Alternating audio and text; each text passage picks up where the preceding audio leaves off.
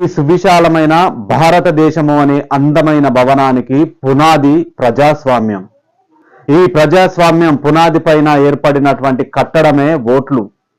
రాజకీయ, ఆర్థిక, సామాజిక, నైతిక అభివృద్ధి కలిగినటువంటి ఈ ఓట్లు అనే కట్టడం పైన ఏర్పడినటువంటి పై కప్పునే ప్రభుత్వము అని అంటాం. ఆ ప్రభుత్వము ఏమి చేయాలన్నా ఈ కట్టడం అనే ఓట్ల మీద ఆధారపడి ఉంటుంది. ఈ ఓట్ల యొక్క ఉపయోగం పైనే ప్రజాస్వామ్యం ఆధారపడి ఉంటుంది. కాబట్టి దేశంలో ఉన్నటువంటి ప్రతి పౌరుడు కూడా ఓటు హక్కు వినియోగించుకోవాల్సినటువంటి అవసరం ఉంది. దేశ స్థితిగతులు మార్చాలన్నా, పేదవాడి తలరాతలు మార్చాలన్నా కేవలం ఓటుకు మాత్రమే సాధ్యం. ఎటువంటి కుల, మత, లింగ, ప్రాంత, భాష భేదం లేకుండా 18 సంవత్సరాలు పైబడిన ప్రతి ఒక్కరికి కూడా భారత రాజ్యాంగం ఆర్టికల్ 326 ప్రకారంగా హక్కు కల్పించబడుతుంది. సో ఎవరైతే ఓటు హక్కు వినియోగించుకోరో వారు బతికినా కూడా శవంతో సమానం.